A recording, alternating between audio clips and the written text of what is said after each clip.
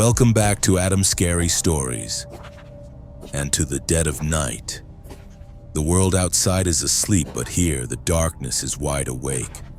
For what you are about to hear, I suggest you turn off the lights. Some stories are only meant for the shadows, and now, put in your earbuds. To make sure you're here for the next one, subscribe and ring that bell. You wouldn't want to be left alone in the dark when a new story begins.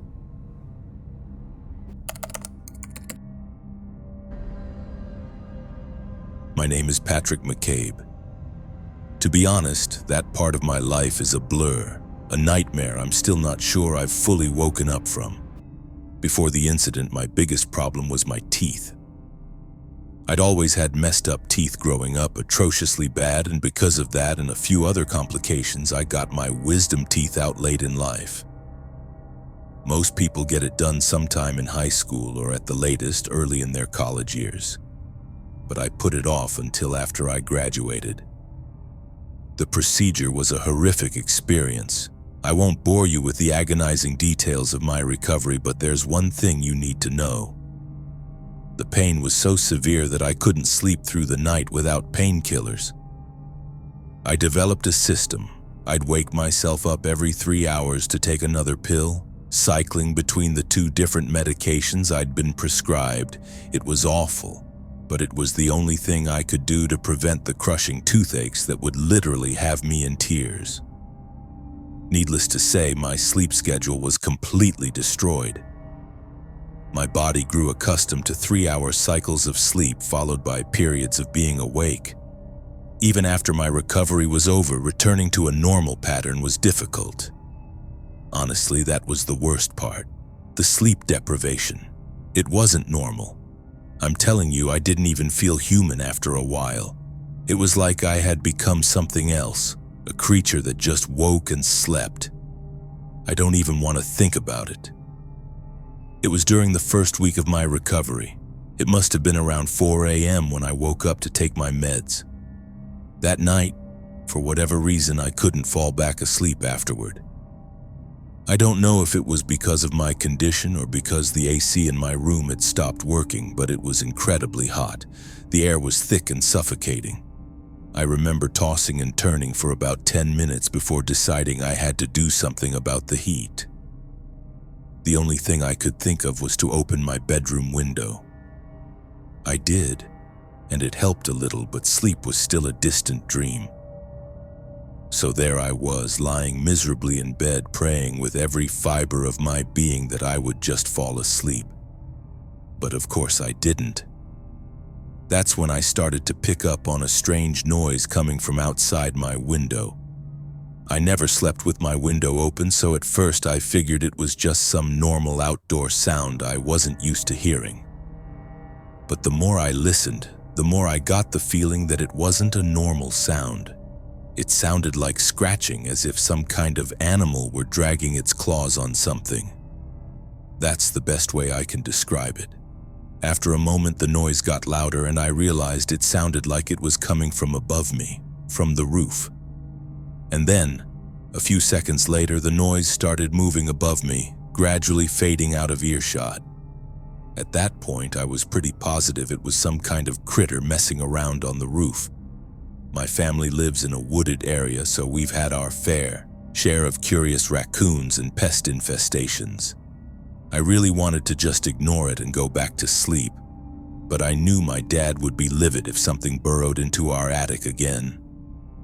So I had to do something. Besides, it wasn't like I was on the brink of falling asleep anyway. I was wide awake, so without much thought, I threw my covers off, got out of bed, and started making my way to the garage. From there, I grabbed one of my dad's heavy-duty flashlights and walked back through the house to the back door. My room is on the first floor near the back of the house where the roof is the lowest, so I figured I'd check there first. I made it to the spot outside my bedroom window and started sweeping the flashlight beam across the roof. I didn't see anything up there. I sighed, figuring the animal had crawled to a different part of the roof in the time it had taken me to get outside. I started walking around the house, trying my best to illuminate as much of the roof as possible. All I really needed to do was scare the animal away, which would be easy if I could just find the damn thing. I was scanning near the front of the house, where the roof is nearly twice as high, when I spotted something shift in the corner of my flashlight beam. With a quick flick of my wrist, I shot the light toward the spot where I'd seen movement, and I nearly passed out. There, standing on the roof, was a person. Not an animal, not a pack of animals, but a fully grown human being. A naked human being was standing on my roof, frozen in the beam of my flashlight. I screamed. I couldn't help it, and as soon as I did, the person on the roof started moving, almost like they were allergic to the light. I tried to trace their movements with the beam, but they were absurdly fast. Until that moment, I didn't know it was possible to move so fast barefoot, let alone on the loose shingles of an uneven roof. They started making their way back to where my room was, and I sprinted around the house to intercept them. I don't even know what I was thinking. I should have just run back inside, but some deep instinct in me prevented me from backing off. I yelled for my dad as I ran, hoping he'd be able to get outside in time to help me ward off or restrain the psycho on our roof. I made it to the back of the house just in time to see the person preparing to jump off the roof. My first thought was, no way. There was absolutely no way a person could jump off that roof without suffering serious injuries, even from that lower point. Surely they'd have to find another way down. But without hesitation, the person jumped, slamming into the concrete with a deafening thump. The shock of what I was seeing had me frozen in place. I couldn't even process what was going on because of how insane it was that someone had actually just jumped off our roof. I don't know how he didn't shatter every bone in his legs. My dazed shock only lasted a split second, but that was enough. The person immediately got up off the paver stones and charged toward me, tackling me to the ground. He started clawing at my eyes, almost like he was trying to rip my face off. I screamed and kicked, but I couldn't get him off me. He was grunting and spitting, and there was no logical explanation for how someone like that could be so strong. I started feeling blood pouring down my face. In that moment, I thought I was going to die. But then, over the sound of my own screaming, I heard the back door burst open. Seconds later, my dad was pulling the person off of me, cursing and yelling like it was life or death. I got up off the ground just in time to see that psycho breaking free of my dad's grasp, completely covered in my blood. Instead of continuing to attack me or my dad, he ran to the edge of our yard, scaled our backyard fence, and disappeared into the darkness. My dad and I stood there in shock while the sounds of his footsteps crashing through the forest faded into the distance. I'll fast forward through the rest. I had to go to the hospital that night. My dad almost crashed just trying to get me there. I had lost a ton of blood, and the doctors had to give me all sorts of shots to prevent me from getting any infections or diseases that guy might have had. It was a nightmare. The one saving grace was that my mouth was basically untouched, so my teeth didn't need to be re-examined. The police were useless, not that they could have done much anyway. They said searching the woods would be unfeasible given how vast it was, and insisted that simple security cameras would have prevented the whole thing. My dad later discovered that the person on the roof had been trying to dig into our attic, just like an animal would. He had ripped up shingles and tried to claw a hole through the wood. Ironically, it wasn't my dad or me who was the most affected, it was my mom. She cried about the incident so many times, and she was actually the one who went ahead and upped our home security. She had motion sensor lights and high-definition cameras installed at every corner of the house. For the longest time, I had no explanation for what happened that night. Who that guy was, where he had come from, and how he had even found our house were just a few of the 1,000 questions that I feared would never be answered. But the story doesn't end there. That's the most terrifying part. About a year after the cameras were installed, we had all tried to put the incident behind us, to file it away as a horrific memory. My life had returned to normal. I got a job, started hanging out with friends again, and learned to sleep through the night without fear. Then one night, I was in my room working on my laptop. It was well past midnight. Suddenly, a notification popped up on my phone. It was from our security system. Motion detected. Backyard camera. My heart stopped for a beat. With trembling hands, I opened the app and pulled up the live feed. At first, I saw nothing. The backyard was empty, bathed in the harsh glare of the motion sensor lights. I thought it was probably just an animal, a deer or a raccoon. I was about to close the feed when my eyes caught something at the very edge of the frame, near the tree line of the forest. There, standing in the shadows of the trees, was a figure. The image wasn't clear, but I could make out a human silhouette, standing perfectly still, just staring at our house. I held my breath, watching. The figure didn't move, it just watched. I tried to zoom in, but the picture only became more pixelated. I watched it for nearly 10 minutes, it just stood there. Then, as if it knew it was being watched, it slowly raised its head and looked directly at the camera. Even though I couldn't see its face, I felt as if it were staring right into my eyes, and then it did something that sent a chill down my spine. It raised one hand and waved slowly, as if it were saying hello. I slammed my laptop shut and ran to my parents' room. I woke them up and told them everything. My dad called the police immediately, but by the time they arrived, the figure was gone. The police searched the edge of the woods but found nothing, except for one thing. On the ground, near where the figure had been standing, they found a set of barefoot prints. After that night, the figure started appearing on the cameras every few months. Always in the dead of night, always at the edge of the woods, always just watching. Sometimes it would stand there for hours. We called the police dozens of times, but it would always vanish before they arrived. It was like a ghost, a shadow that was there to remind us that we weren't safe. We learned to live with it, with a constant low-level dread.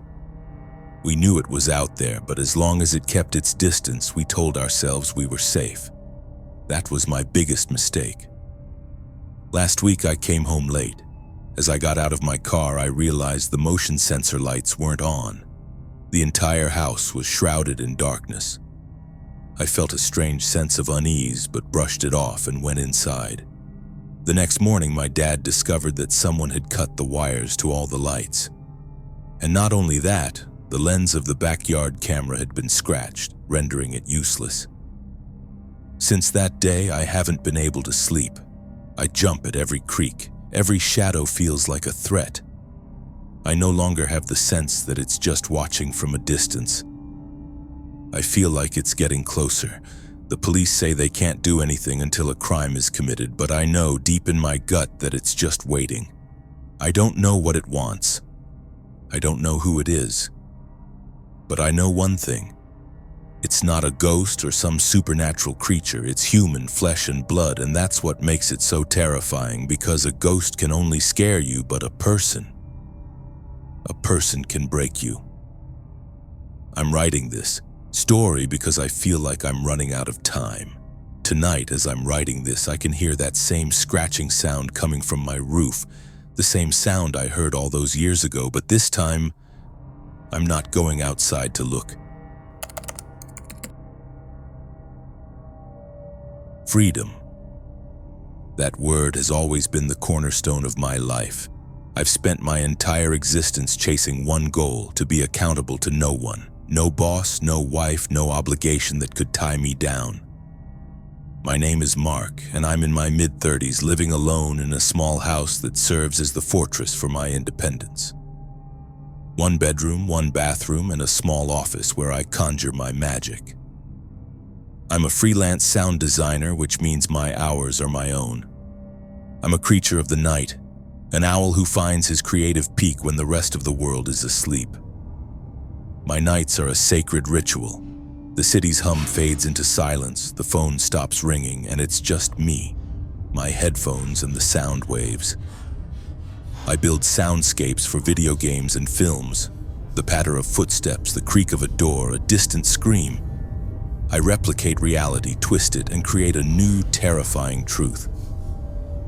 The irony is that I get paid to scare people, never knowing that one night fear itself would come knocking on my door.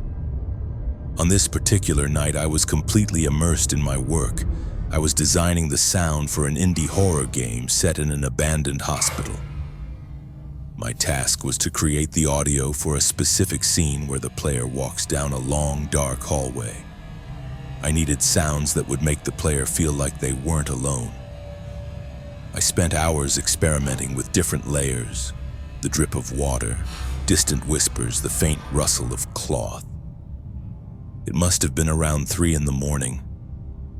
Outside there was a profound silence, the kind you only find on the outskirts of the city in the dead of night. I had my studio-quality headphones on, completely isolating me from the outside world. I was so lost in my work that I'd lost all track of time. The only things in the room were the soft glow of my computer screen and the rhythmic clicking of my keyboard. And then, it happened. It didn't come through my headphones, it came from outside, from inside my house. Thump, thump, thump. It felt like it resonated up through the floorboards. It was the sound of heavy footsteps pounding down my main hallway with full force. The sound was heading toward my office door, fast and relentless, like an animal chasing its prey. I ripped my headphones off in a single violent motion. My heart leaped into my throat. I was frozen in my chair, my eyes locked on the closed office door. The footsteps stopped right outside. A moment of silence fell, so absolute that I could hear the blood rushing in my ears. And then, bam, bam, bam. Someone was pounding on my office door with such force that the entire frame shuddered. This wasn't a normal knock. It was a savage, violent assault, as if someone was trying to break the door down. Each blow landed like a hammer against my heart. My first thought was, someone is in the house. How was that possible? I always double-checked every door, every window before settling in for the night. It was a ritual, a small price for my cherished freedom. I held my breath, waiting for the splintering of wood for a shadow to fall across my office. I scanned the room for the baseball bat I kept under my desk, but my body was paralyzed with fear. I couldn't move. I could only stare at the door as it trembled with each impact. Then, as suddenly as it had begun, the pounding stopped. Complete silence. No footsteps retreating. No more blows against the door. Nothing. It was as if time itself had stopped. Had he left? Or was he standing on the other side, holding his breath, waiting for me to make a move? The silence was more terrifying than the noise. My mind raced through 1,000 possible scenarios, each one more horrific than the last. I don't know how long I sat there like that. Maybe a minute, maybe 10. Finally, as my lungs began to burn, a surge of adrenaline flooded my system. Fear was replaced by rage. This was my house, my sanctuary. No one gets to invade my space like this. I grabbed the heaviest thing on my desk, a metal paperweight, and silently rose from my chair. I tiptoed to the door and pressed my ear against the wood. Nothing. Not a sound. Taking a deep breath, I wrenched the handle and threw the door open. The hallway was dark and empty. Only the faint glow of a streetlight from the living room cast a pale light on the floor. "Who's there?"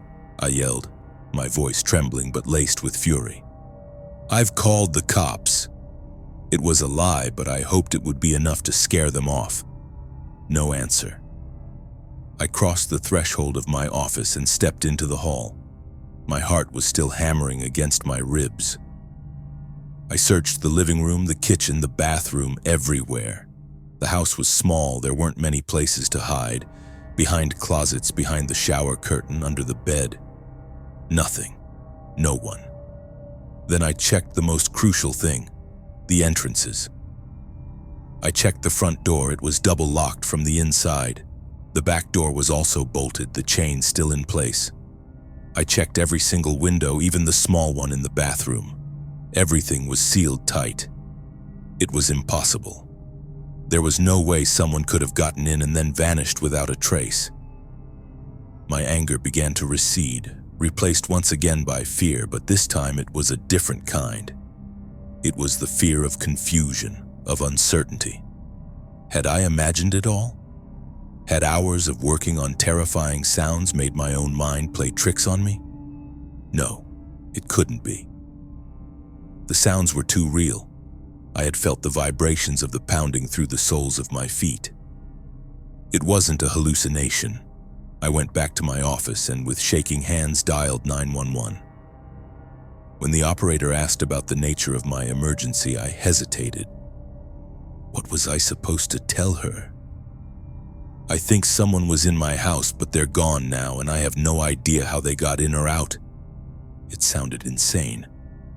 There was an intruder in my house, I finally managed to say. 15 minutes later, 2 police officers were at my door. I told them everything. The footsteps, the violent banging on the door, and then the absolute silence. They listened patiently, but I could see the skepticism in their eyes. They searched the house thoroughly, just as I had. They found nothing. No signs of forced entry, no unlocked windows, nothing. One of the officers, older and weary-looking, asked me, "Sir, have you taken any medication tonight? Had anything to drink?" "No," I snapped, the frustration evident in my voice. I was working. I was completely sober. The other younger officer offered sympathetically, "Look, sometimes when we're really tired or under a lot of stress, our minds can play tricks on us. It's called a hypnagogic jerk or an auditory hallucination. It can feel incredibly real." I knew what they were implying. They were trying to tell me I was crazy. "It wasn't a hallucination," I said firmly. "I know what I heard." The older officer shrugged. "All right, sir, but there's no one here. We'll do a drive-by of the area, but honestly, there's not much else we can do."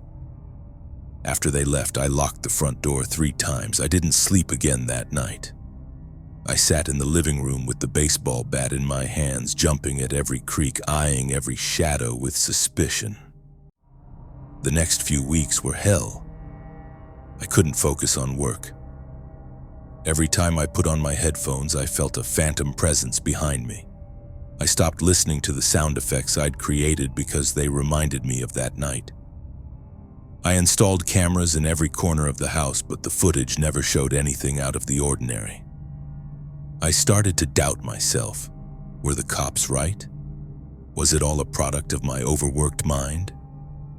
I spent hours online reading about auditory hallucinations. The symptoms matched: extreme fatigue, stress, isolation. My life was a perfect storm of all 3. I tried to accept that explanation because the alternative was far more terrifying. That some inexplicable force had entered my home. But I don't believe in ghosts. There's a logical explanation for everything. And then, about a month later, I found it. I was clearing out old project files to free up space on my hard drive. I stumbled upon the files for the horror game I had been working on that night. Driven by a morbid curiosity, I opened the audio file for the hallway scene. I hit play. First came the dripping water, then the whispers. It was all just as I had designed it. I was about to close the file when I heard something I hadn't put there. At the very end of the audio track, after the sounds I had crafted, there were a few seconds of silence, and then thump, thump, thump. The same heavy footsteps running down a hallway, bam, bam, bam. The same violent blows against a door. It had been recorded into my audio file. My blood ran cold. It wasn't a hallucination. It was real. But how? My studio microphones are highly sensitive and directional. They are designed to capture only the sound directly in front of them. That night, the mic had been pointed away from me toward a wall. It shouldn't have been able to record a sound from inside my house with such clarity. I listened to the audio again and again, analyzing it in different software. The sound was clean, with no echo, as if the microphone had been placed right next to the source. And then I noticed something else. At the very end of the clip, after the pounding, there was another sound, so faint I had missed it the first time. I cranked the volume to its maximum and pressed my headphones tight against my ears. It was a whisper, a raspy, dry voice that said, "I know you're listening."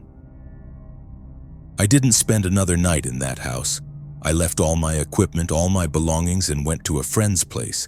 I called a real estate agent and told her to sell the house for whatever she could get. To this day, I don't know what happened that night. I have no answers. Was it a person who somehow broke into my house and vanished? Was it a technical glitch, a stray radio signal my system picked up? Or was it something else? I don't work at night anymore. I stay in crowded places where there's always noise. I'm afraid of silence because in the quiet I can still hear those footsteps. And sometimes when I walk past a digital device, a phone, a speaker, I can hear an echo in its faint static. A whisper that says, "I know you're listening." My name is Alex. I'm a man who lives by routines. I wake up at 6:30 a.m., have my coffee by 7, and I'm in bed by 11:00 p.m. My life operates on a predictable, orderly schedule. I'm a software engineer and my brain thrives on logic and patterns. Everything has a reason, every problem has a solution. At least that's what I used to think. My house, situated at the end of a quiet suburban street, is the epicenter of my orderly world. It's my sanctuary, a place where the chaos of the world is not permitted to enter. I've taken every precaution to keep it that way. State-of-the-art locks, window sensors, and a Ring doorbell that notifies my phone of any movement. This technology gave me peace of mind. Knowing there was a digital watchman standing between me and the unpredictable world outside made me feel secure. That security was an illusion, and it shattered on a Tuesday night. It was 3:17 a.m. I was in a deep sleep when the gentle buzz of my phone woke me. It was lying on my bedside table, its screen glowing with a notification. I rubbed my eyes and picked it up. It was from the Ring app. Motion detected at your front door. This wasn't entirely unusual. An occasional stray cat or a large moth would sometimes trigger the sensor. Normally I'd ignore it, but that night, for some unknown reason, I opened the app. The live feed took a few seconds to load. The image was dark and grainy at first. Then the night vision kicked in, casting everything in an eerie green glow. My porch was empty. I let out a long breath, dismissing my anxiety as foolishness. It was probably just a bug. I was about to close the app when my eyes caught something at the bottom of the porch steps, lurking in the shadows. It was a person. He was standing perfectly still just under the dim glow of the street lamp, staring at my house. His face was covered by a plain white mask, the kind with no expression, just two black holes for eyes. He was dressed in dark clothing that nearly blended into the night. My heart forgot to beat. This wasn't a stray animal. This wasn't a glitch. A stranger was standing outside my house at 3 in the morning. I sat bolt upright in bed, my breathing shallow and fast. I clutched the phone tightly, my fingers frozen on the screen. The figure wasn't moving, not at all. He was like a statue placed there for the sole purpose of watching my home. I thought about using the app's two-way talk feature to yell, "Who are you?" or "Get out of here." But the words were stuck in my throat. I felt a strange primal fear that if I spoke, something terrible would happen. Minutes crawled by. 5 minutes. 10. He remained there, motionless. His stillness was unnatural. How could anyone stand so perfectly still for so long? I told myself it had to be a prank, or maybe a drunk who had wandered to the wrong house. But his posture, his focused attention, it all felt too deliberate. I considered calling the police, but I hesitated. What would I tell them? There's a man standing outside my house? They wouldn't take it seriously, not unless he did something illegal. Half an hour passed. He was still there. My fear was now morphing into a strange, morbid fascination. I couldn't look away from the screen. It felt like I was watching a scene from a horror movie, but this was my life, my house. I started recording the footage. If something happened, I would have proof. I tried to zoom in, but the image just became more pixelated. All I could make out was that blank white mask and those two dark holes fixated on my front door. An hour went by. It was 4:17 a.m. I felt like I hadn't taken a breath in centuries. And then, for the first time, the figure moved. It was a slow, deliberate motion. He began to ascend my porch steps. One step, then another. My blood ran cold. He was coming. He was coming to the door. He reached the porch and stopped directly in front of the camera mounted on my door. His masked face now filled the entire screen. I could see nothing but darkness in the eye holes. We were staring at each other. Me through the screen of my phone and him through the digital eye of my home. Then he slowly raised one hand. He was wearing gloves. His fingers reached toward the camera lens. For a moment, I thought he was going to smash it or cover it up, but he didn't. His finger touched the lens, and he began to write. He wrote on the condensation that had formed on the glass. His finger moved slowly, forming the letters backwards so I could read them correctly.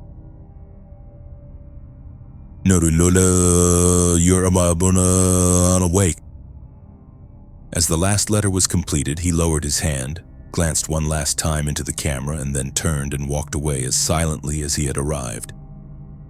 He descended the steps and vanished into the darkness. I was shaking. I immediately dialed 911. I stammered and told the operator everything. They sent a patrol car, but I knew it was useless. He was gone. The police came, took a report, circled the area, and said what I expected them to say. Probably just a prank. We'll increase our patrols. After that night, my life changed. I couldn't sleep. Every creak of the house made my heart leap into my throat. I turned off the ring notifications on my phone because every time it buzzed, I felt like I was having a heart attack. I installed more cameras, but it didn't make me feel safer. It made me feel like a prisoner in my own home. The figure never appeared at my door again, but the fear of him remained. Several months passed. I started therapy, and slowly I convinced myself it was a one-time terrifying event that was now over. My life began to return to normal. Then one night I was working late in my home office.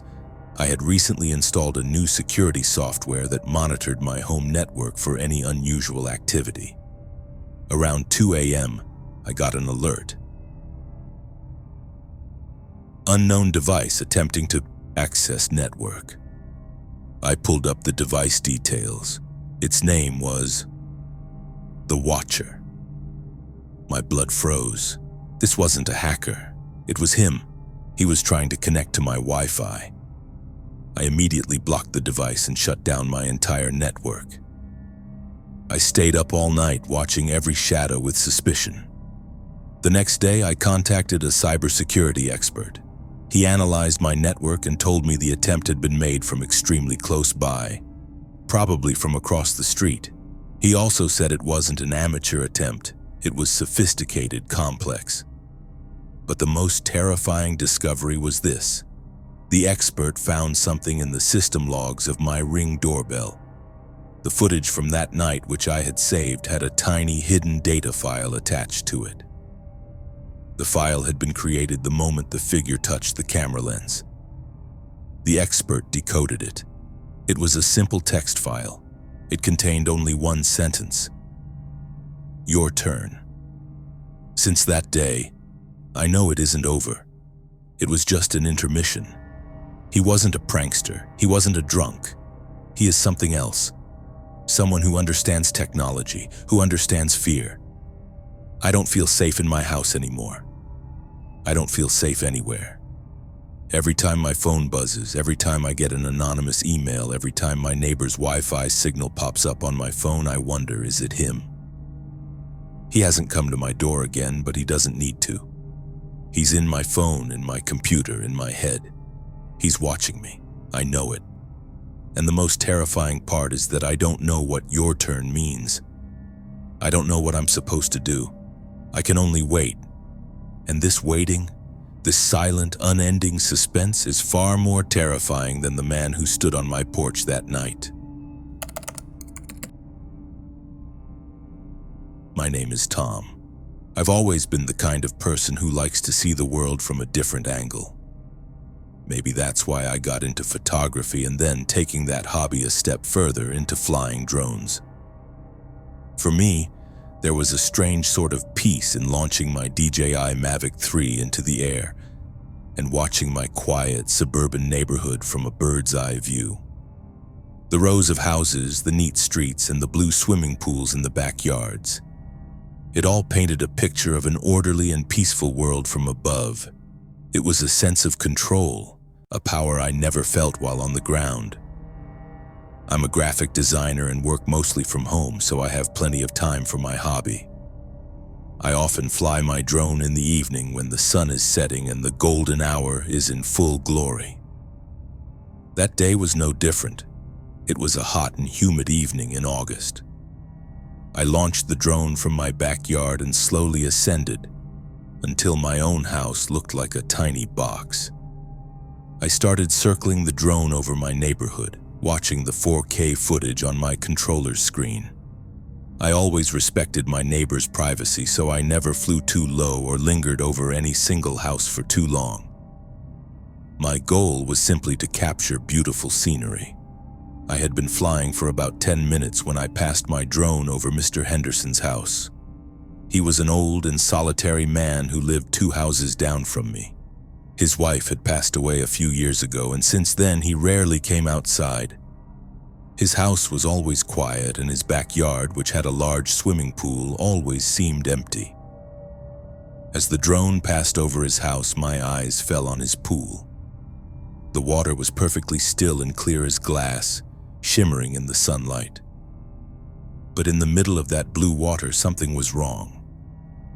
A dark shape was visible at the bottom of the pool. At first, I thought it might be a shadow from the pool itself or a large pool toy. But I stopped the drone and brought it down a little, zooming the camera in. My heart skipped a beat. It wasn't a toy. It was a human body. A person was lying face down, perfectly still at the bottom of the pool. They were wearing dark jeans and a t-shirt. Their arms were spread out at an odd angle, and their hair was slowly waving in the water. My breathing quickened.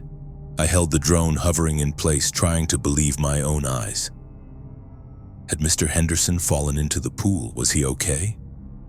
But the person didn't look old. My mind started racing. I had to do something. I immediately pressed the button to recall the drone, but then I stopped. If I brought the drone back, the evidence would be gone.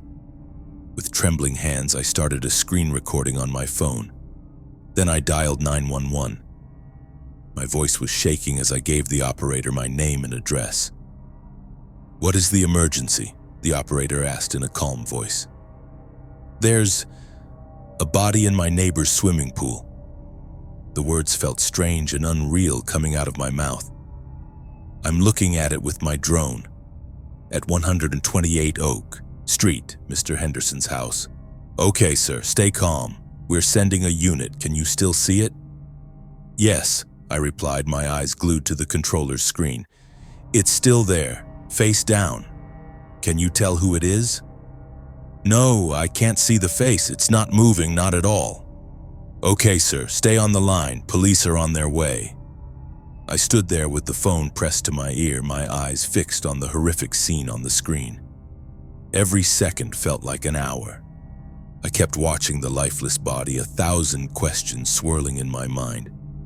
Who was it? How did it get there? "Is Mr. Henderson home?" And then, as I was on the phone with the operator, something happened that turned my world upside down. The person in the pool moved. It was a very slight movement, so subtle that I thought it might have been a ripple in the water. But then it moved again. Its arms slowly contracted. "Oh my God," I whispered into the phone. "He's alive! He's moving!" "Sir, what did you say?" the operator asked. But I couldn't answer her. I was staring at the screen in a state of shock. The person in the pool slowly began to right themselves. Their movements were slow and unnatural, like someone waking from a deep sleep. They rose from the bottom of the pool and slowly sat up. Their head was still underwater, but they were now in a sitting position. And then they raised their head. They lifted their face out of the water and looked straight up. Straight at my drone. Their face was pale and bloated, their eyes wide and empty. There was no expression on their face, no fear, no surprise. Just a blank, unending stare. They were looking as if they knew I was there, as if they had been waiting for me. My scream died in my throat. "Sir? Sir? Are you okay?" The operator's voice felt distant. I couldn't answer. The person was still staring at me. Then they did something that made my soul freeze. They slowly began to smile. It was a wide, inhuman grin that looked completely wrong on their swollen face. In a panic, I rapidly ascended the drone. I wanted to get away from that sight. "Sir, answer me!" The operator was now almost shouting. He's looking at me," I stammered. "He's alive and he's smiling." There was a moment of silence on the line. "Sir, stay where you are. The police are almost there." I turned the drone back toward my house and brought it down quickly. As soon as it landed, I shut it off and ran inside my house, locking all the doors. A few minutes later, I heard the wail of police sirens. I peeked through my window curtains. 2 police cars pulled up outside Mr. Henderson's house. 2 officers got out and knocked on the front door. No answer. Then they headed toward the backyard. I waited, my heart pounding. About 10 minutes later, an officer came to my door. I hesitantly opened it. "Are you Tom Reynolds?" he asked. I nodded. "You're the one who called about a body?" "Yes, but he was alive. He saw me," I said quickly. The officer gave me a strange look. "Sir, we've checked the backyard. The pool is completely empty. There's no one there." "What?" I said in disbelief. "That's impossible. I saw it with my own eyes. I have the video." I quickly pulled out my phone and showed him the screen recording. He watched the video intently. The body in the water, its slow rise, and then that horrific smile. After watching the video, his face grew serious. "Okay," he said. "We need to talk to Mr. Henderson." But Mr. Henderson wasn't home. The police searched the house, but he wasn't there. His car was also gone. The next few days were a blur. The police listed Mr. Henderson as a missing person. They questioned me several times, watching my drone footage over and over. They had no answers. I locked myself in my house. I was afraid to touch the drone again. I felt as if its eyes, the camera, had seen something they shouldn't have, and now that thing knew about me. About a week later, I received an email from an unknown address. The subject line was, "Nice view." My heart forgot to beat. With trembling hands, I opened the email. There was no text, just an attachment. It was a video file. I knew I shouldn't open it, but I couldn't stop myself. I downloaded the file and played it. It was a video of my own house. It was taken from above, from a drone. The video focused on my backyard where I had been flying my drone that evening. Then the camera panned over to my house windows, peering into each room one by one. Finally, it stopped at my office window where I was sitting staring at my controller, the look of terror plain on my face. At the end of the video, the screen went black, and a message appeared in white text. Now I'm watching you. Since that day, my life has become a living hell. I know he's out there. He's watching me. Who he is, I don't know. What happened to Mr. Henderson, I don't know. But I know one thing. He didn't steal my drone. He has his own. I sometimes hear a faint buzzing sound above my house at night. I don't dare to look up. I keep the curtains closed and pray that it stays away. My hobby, which gave me a chance to see the world from a different angle, has now become a curse. Because now, whenever I look at the sky, all I can think is that up there in the darkness there is another eye, and it's watching me. My sanctuary is on the 22nd floor. Up here, the chaos of the city is reduced to a silent, glittering tapestry. It's just me, my work, and the floor-to-ceiling window that serves as my portal to the world below. As a freelance graphic designer, my nights often bleed into dawn, fueled by coffee and the quiet hum of my computer. I've always cherished the solitude, the feeling of being untouchable. That changed last week. It started as a flicker in my peripheral vision. I was deep in a design, headphones on, lost in the zone. A sudden primal urge made me glance at the window. The city lights were behind me, turning the glass into a dark, imperfect mirror. And in that reflection, standing directly behind my chair, was a figure. My heart slammed against my ribs. I ripped the headphones off, the silence suddenly deafening, and spun around so fast I nearly toppled my chair. The room was empty, just my bed, the dresser, the closed door, exactly as it should be. "Get a grip, Alex," I muttered to myself, running a hand over my face. "You're tired, eye strain, it's nothing." I tried to laugh it off, but the sound died in my throat. I couldn't shake the image, a tall, indistinct shape where no one should be. The next night I caught it again. This time I was ready. I'd been stealing glances at the window every few minutes, and there it was. Closer now. Not right behind me, but maybe a step back. The details were sharper. It was a man, impossibly gaunt, with a pale, waxy complexion. His eyes were the worst part. Not eyes, really, but deep, hollow sockets that seemed to swallow the light. I whipped around. Empty air. A cold dread, sharp and metallic, trickled down my spine. This was no trick of the light. By the third night, I started a log, a paranoid digital diary on my desktop. Night 3, figure in reflection. Position 5 feet behind chair. Stature, tall, emaciated, no distinct features. Night 4, figure is closer. 3 feet behind, can see sunken cheeks. It's on my right side. Room is empty when I turn. Night 5, left side tonight, closer still. Hollow eyes are clear. It's watching me work. I've closed the blinds. Closing the blinds didn't help. I could feel it out there, a pressure against the glass, a silent audience to my growing terror. The rational part of my brain was screaming about stress, about isolation, about the human mind's capacity for self-deception. But the animal part of me, the part that senses a predator, knew better. Something was in here with me. Last night, the rational part of me died. I woke up gasping, my mouth parchment dry. The digital clock on my nightstand glowed 3:17 a.m.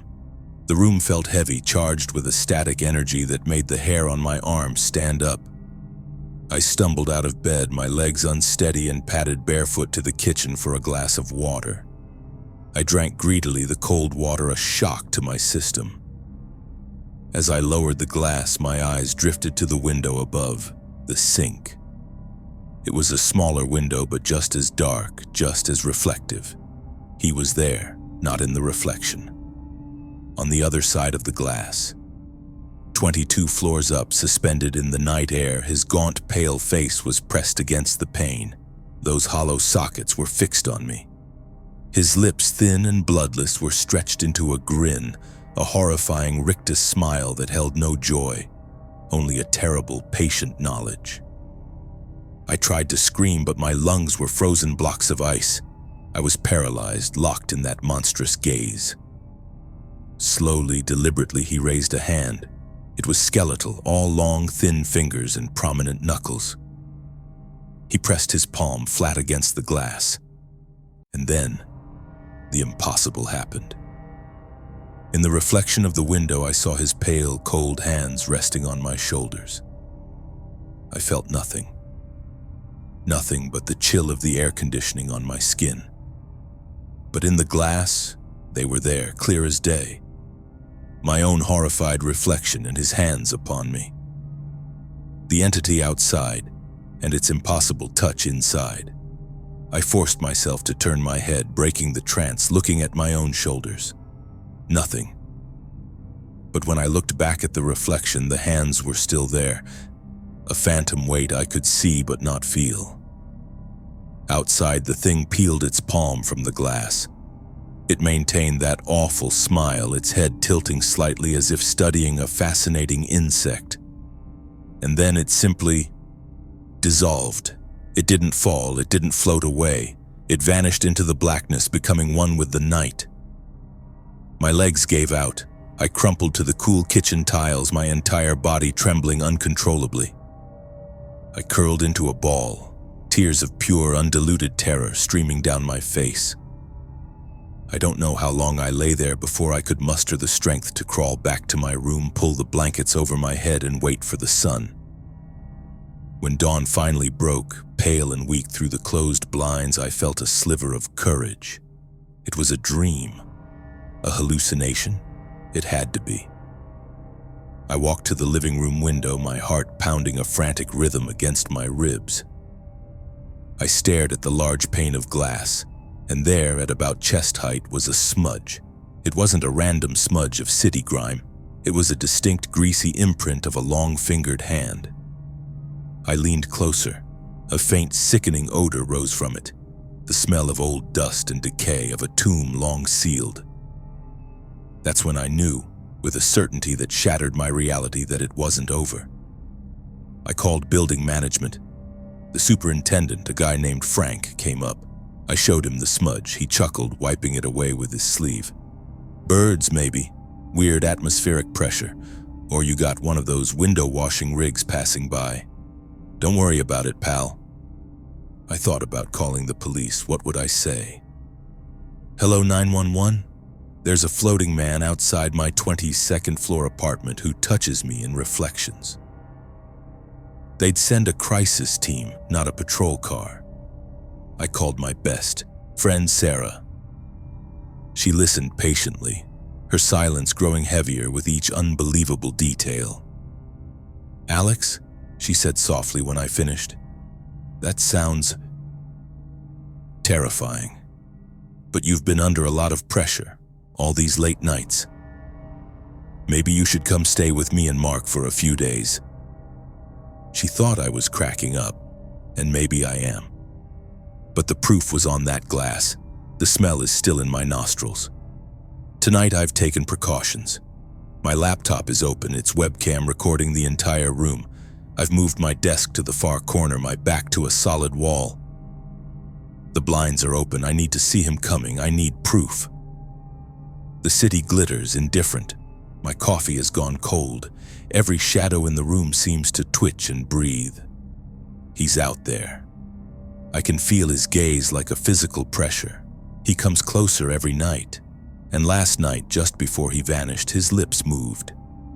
I heard no sound through the double-paned glass, but I could read the words as clearly as if he'd whispered them in my ear. He said, "Soon." In my neighborhood, time seemed to have stopped. Everything ran on a predictable, unspoken schedule. Mrs. Hanson put her trash out every Tuesday. Mr. Graham turned off his porch light at 6:45 a.m. sharp, and the house at 124 Oak Street was always empty. It was a silent, unchanging rule, a pillar of my quiet, small-town American existence. That house had been vacant since before I could remember. There were local legends, of course, a family that vanished overnight, an old recluse who died alone inside and wasn't found for months. But the truth was likely far more boring. It was just a neglected property owned by some faceless corporation in a distant city. It sat there, visible from my bedroom window, a dark and silent reminder that some things never change. Then one day they did. An old pickup truck arrived. A couple of workmen replaced the broken windows, hacked down the overgrown lawn, and hammered a "sold" sign into the patchy grass. And then he arrived. His name was Arthur Brenner. At least that's the name he painted on the new mailbox. He was a man in his 40s, thin and quiet. I never saw him speak to anyone. He'd leave in his old Ford sedan early in the morning and return late in the evening. His life was a mystery, but one I had no interest in solving. Another quiet neighbor, I thought. Good. But then I noticed the other routine. The one that wasn't of the day, but of the night. My bedroom is on the second floor with a clear view of his driveway. The first time I dismissed it as a coincidence. I was up late reading when I heard the low rumble of a car engine. I glanced out and saw Arthur's sedan backing out of his driveway. I checked the clock on my wrist, 1 a.m. Strange time to be going somewhere, I mused, and went back to my book. But the next night, at 1 a.m. sharp, the same sound returned. And the night after that, it became a ritual. Every single night, as the hands on my bedside alarm clock aligned at 1, Arthur Brenner would leave his house. He was always alone, and he would always return just before the first hint of dawn, his car pulling silently back into its spot. My logical mind tried to conjure explanations. Maybe he worked a night shift at a mill. Maybe he was a hospital orderly. But the precision of his departure and the consistency of his return didn't feel like a job. It felt like a compulsion, a necessity. Weeks bled into a month, and my curiosity festered into a full-blown obsession. Where did he go every night? What did he do? I'd lie awake in bed waiting for the sound of his car leaving, and then lie awake for hours more waiting for its return. My sleep was ruined. My mind snagged on this one looping question. What was Arthur Brenner's secret? One night I decided I couldn't take it anymore. I had to know. I prepared in advance. I parked my car down the street around the corner under a large oak tree so he wouldn't see it in my driveway. I wore dark clothes. At 12:45 a.m. I sat in my car, the engine off, and waited. At exactly 1 a.m. his garage door creaked open. His car's headlights cut through the darkness and he pulled out onto the street. I waited a few moments, then keeping my own headlights off, I began to follow him from a safe distance. He didn't take the main roads. He navigated through the back streets, the deserted roads that skirted the town's decaying industrial zone. We passed old rusted-out factories and vacant warehouses. Finally, he reached the very edge of town, the place where the last vestiges of civilization gave way to dense woods. There, behind a leaning wrought iron gate, was the old St. Joseph's Cemetery. The place had been abandoned for decades. The town had built a new cemetery on the other side of the county, and this one had been left to the mercy of nature. Headstones listed sideways, choked by wild vines. It was the kind of place people were afraid to visit even in broad daylight.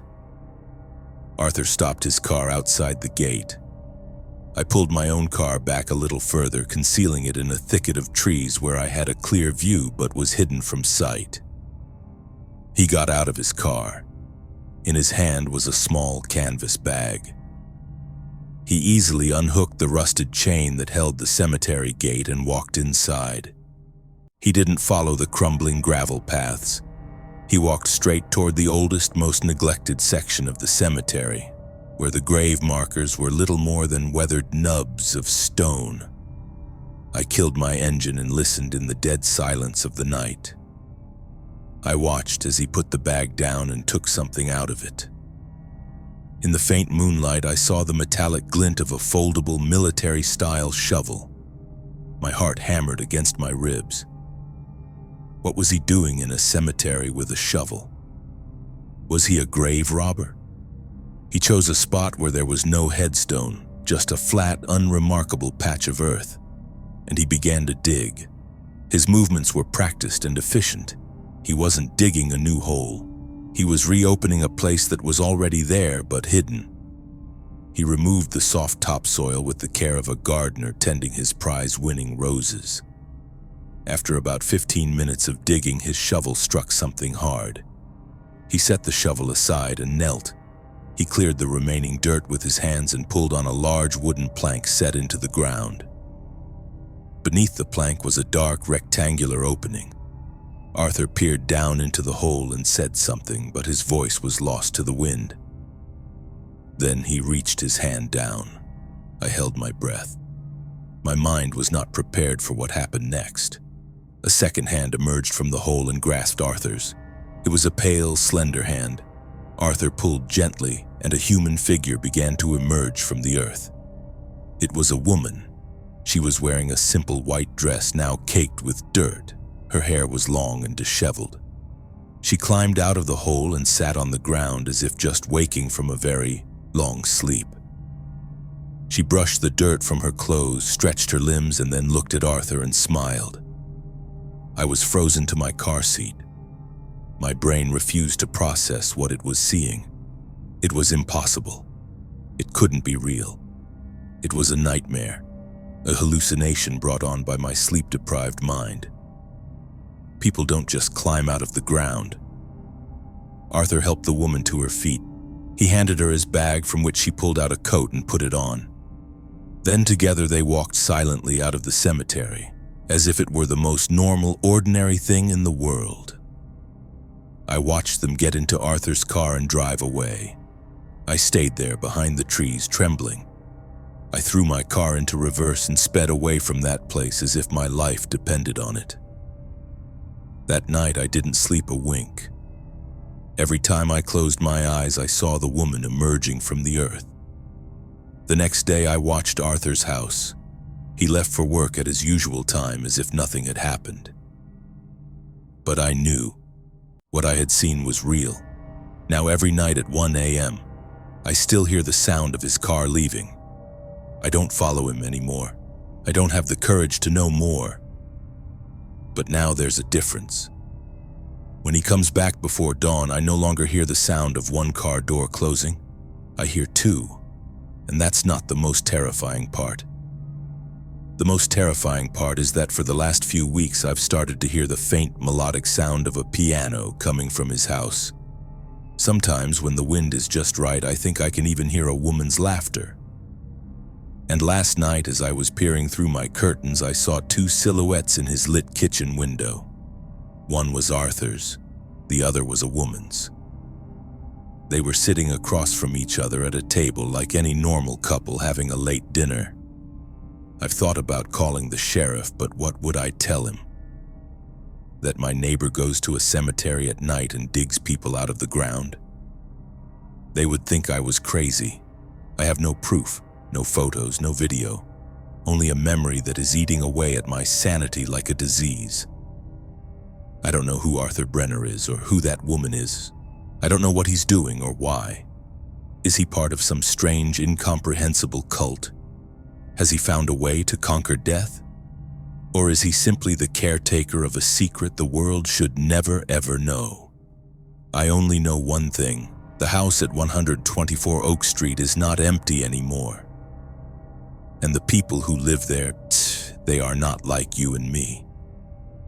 And every night when I hear the sound of two car doors closing, I can only lie there in the dark and tremble, wondering, who did he bring home tonight? My wife, Clara, is a sleepwalker. For the 7 years we've been married, it's been a harmless, almost endearing quirk.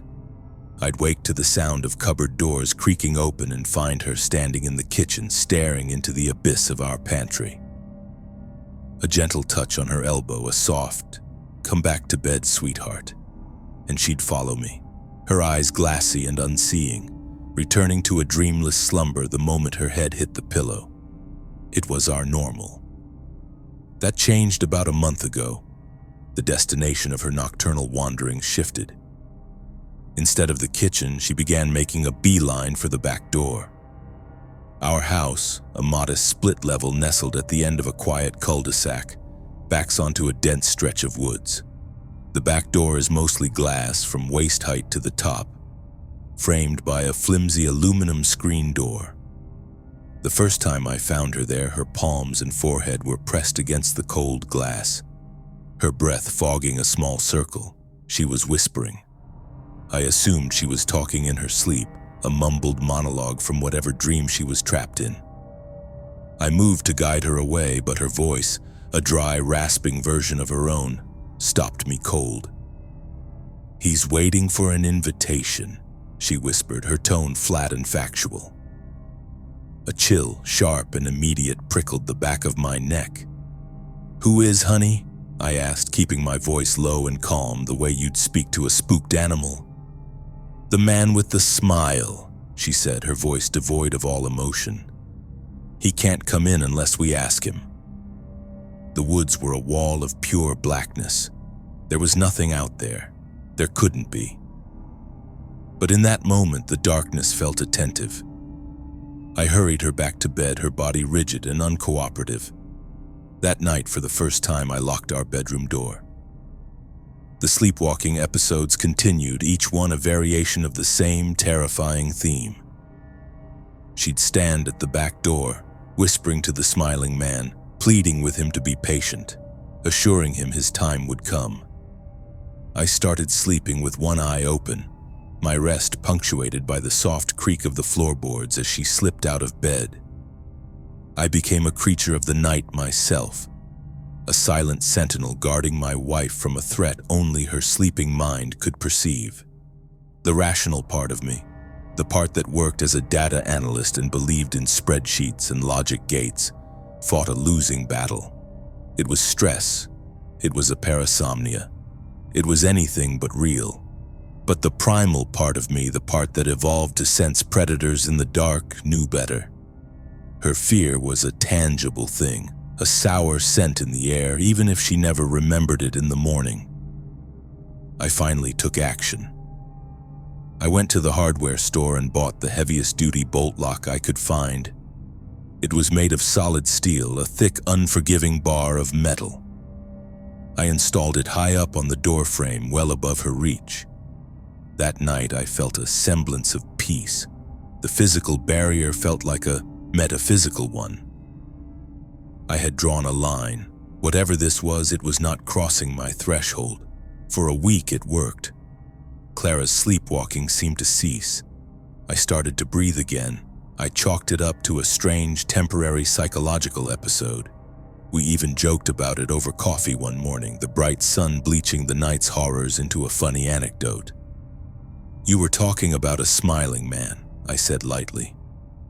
She laughed, a beautiful, genuine sound that I hadn't realized I'd missed. "God, that's creepy. Sorry, Mark, my subconscious is a weird place." Last night, the illusion of safety shattered. I woke to an empty bed. The digital clock on my nightstand glowed 3:17 a.m. The space beside me was cold, a fist of dread clenched in my stomach. I listened, but the house was silent, too silent. No whispering, no footsteps. I slid out of bed, my heart hammering a frantic rhythm against my ribs. I checked the back door first. The bolt was thrown, a solid, reassuring slash of steel. The kitchen was empty, the living room was empty. A soft sound from the front of the house made me freeze. It was the faint rustle of fabric. I crept down the short hallway towards our living room, and there she was. She wasn't at the back door. She was standing in the dead center of the living room, her back to me, perfectly still. She was facing our front door. Every light in the house was off, but the faint glow from a street lamp filtered through the blinds, painting the room in stripes of weak orange and deep shadow. "Clara," I whispered. She didn't turn. She was staring at the front door with an intensity I could feel from across the room. I moved closer, my bare feet silent on the cool hardwood. "Clara, come back to bed." Slowly, agonizingly slowly, she turned her head to look at me. And in that dim light I saw true, waking terror in her eyes. They were wide, the whites visible all around her irises. Her face was pale, her lips trembling. This wasn't the vacant stare of the sleepwalker. She was fully, horrifyingly aware. "I didn't invite him in," she whispered, her voice cracking with a raw, desperate fear. It was a child's voice, small and terrified. My blood ran cold. "What are you talking about? Who?" Her gaze was pleading, begging me to understand. "But you did." "I did what?" "You answered the door for the pizza delivery guy." Her eyes darted back to the front door. "He said thank you, that was enough." The memory flashed in my mind. 2 nights ago. I'd ordered a pizza. A young kid, couldn't have been older than 19, had handed me the box. I'd given him a cash tip. "Keep the change." He'd nodded, said, "Thank you, sir," and left. A completely normal, utterly mundane interaction. According to the folklore she was now trapped in, a thank you was a verbal token of acknowledgement, a courtesy, an invitation. As her words hung in the air, sucking all the oxygen out of the room, a new sound cut through the silence. From the hallway just on the other side of the front door, we heard it. The slow, deliberate, metallic scrape of the deadbolt turning. It wasn't a fumble. It wasn't the sound of someone trying to pick the lock. It was the sound of someone who had a key. The bolt slid back with a definitive, heavy thunk that echoed in the stillness of our home. Clara let out a choked whimper and backed into me, her fingers digging into my arm. I stood frozen, my mind screaming, my body refusing to obey. This wasn't happening. This couldn't be happening. The deadbolt was now unlocked. There was a pause, a silence so profound I could hear the blood roaring in my ears. Then the doorknob began to turn. It moved with an excruciating slowness, the brass fixture groaning softly under the pressure. The lever-style handle dipped down, millimeter by millimeter. It was an inch from fully opening. I found my legs. Adrenaline, cold and sharp, flooded my system. I shoved Clara behind me towards the kitchen, my eyes locked on the door. I looked around for a weapon, anything. A heavy vase on the console table. I grabbed it, the ceramic cold and smooth in my sweating palm. The doorknob reached its lowest point. The mechanism was disengaged. All that was left was to push. But the push never came. The doorknob simply released. It slowly rotated back to its neutral position. Silence. We stood there, huddled together for what felt like an eternity, staring at the door. Nothing. No footsteps retreating from the porch. No sound from outside at all. Just the oppressive, waiting silence.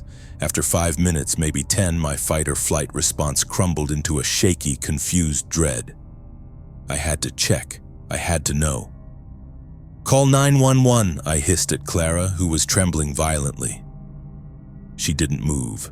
I left her there, and vase held high like a club crept toward the door. I put my eye to the peephole. The porch was empty, the motion sensor light was off. The street was still and quiet. Nothing. No one. With a trembling hand, I reached out and tested the deadbolt.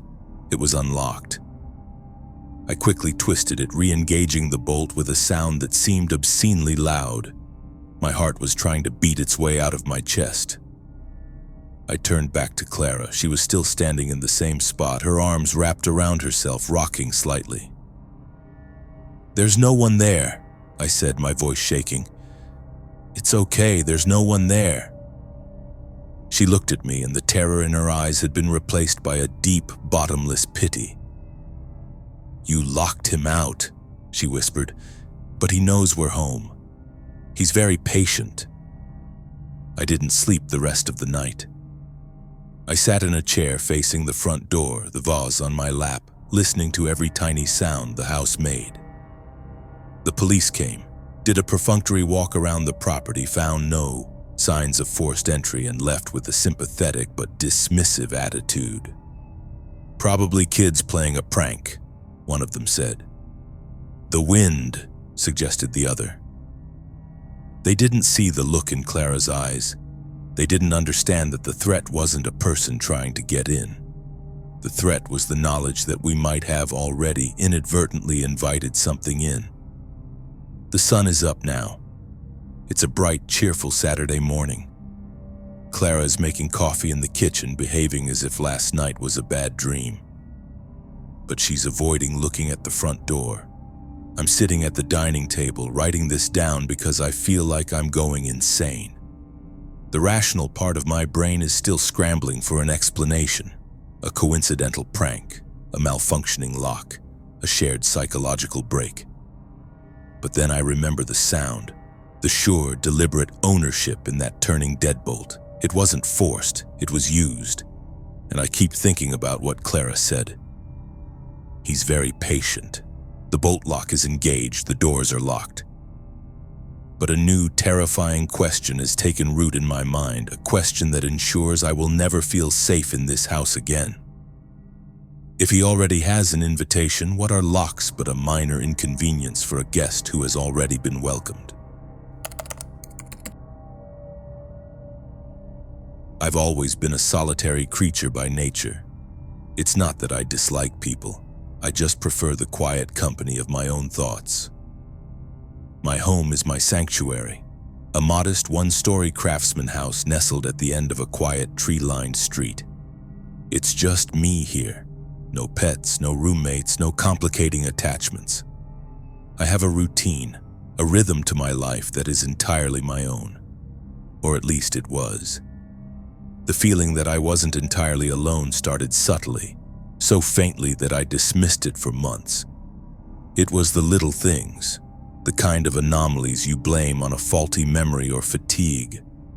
I'd come home from work and find a dining chair pulled slightly away from the table just an inch or two. I'd swear I'd pushed it in. A kitchen cabinet door would be left ajar. I'd assume I'd been in a hurry that morning. The silence of the house began to feel different. It wasn't an empty silence anymore. It was a watchful one. It was the silence of a held breath. I started hearing things, not loud noises, but the faint, almost imperceptible sounds of a house settling around a presence, not just into itself. A soft creak from the hallway when I was reading in the living room. The faint rustle of fabric from the spare bedroom. I'd investigate, my heart a timid bird in my chest, only to find nothing. Always nothing. I became an expert in rationalization. It's an old house, I'd tell myself. It has its quirks. The pipes are noisy. The wind finds its way through cracks I can't even see. I was convincing even to myself. For a while. Then last Tuesday I came home from the grocery store, my arms laden with bags. I kicked the door shut behind me the way I always do and trudged into the kitchen. And I stopped dead.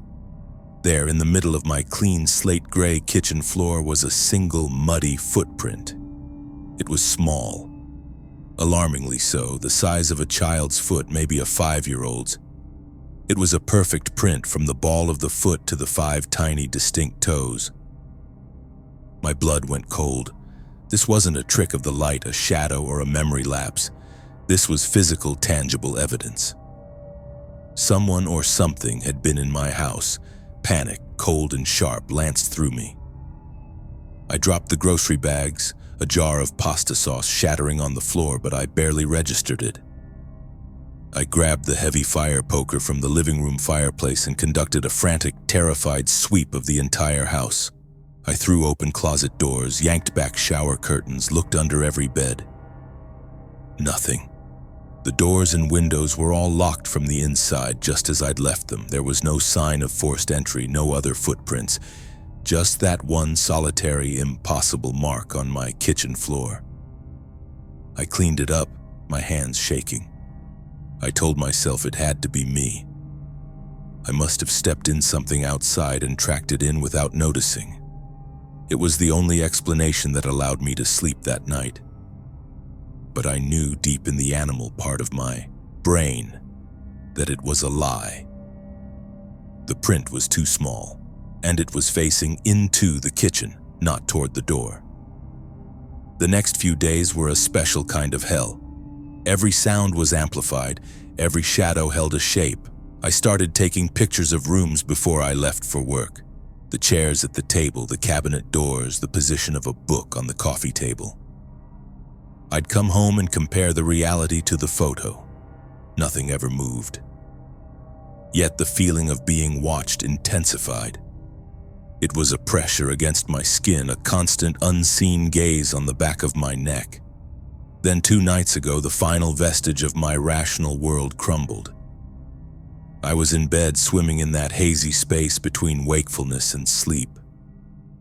The room was dark, the only light a sliver of moon through the slats of my blinds. And then I heard it. A sound so soft, so rhythmic, it was almost part of the silence itself.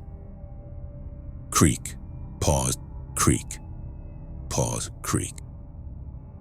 It was the sound of the old wooden rocking chair in the corner of my room, the one that had been my grandmother's. It was a heavy, solid oak thing, and it had a very specific, mournful groan when it rocked. My eyes snapped open. I didn't move a muscle. I just lay there listening, my heart hammering against my ribs so hard I thought it would crack them. I was frozen, trapped in a cage of my own terror. Creak, pause, creak. It was real. It wasn't the house settling. It wasn't the wind. Someone was sitting in that chair. Someone was rocking back and forth in the dark corner of my bedroom.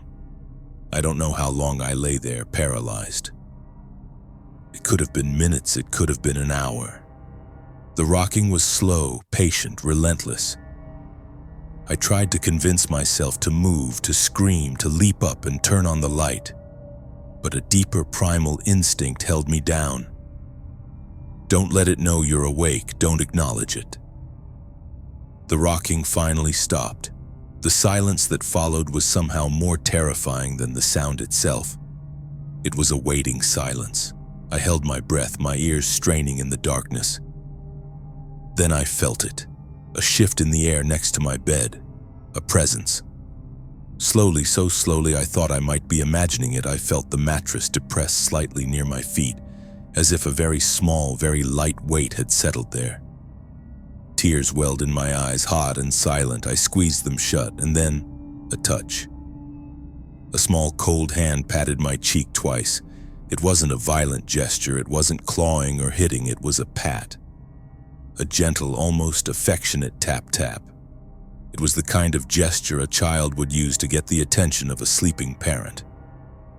But the hand was ice cold and it smelled faintly of damp earth. A small, dry whisper so close I could feel its breathless quality in the air, spoke a single word.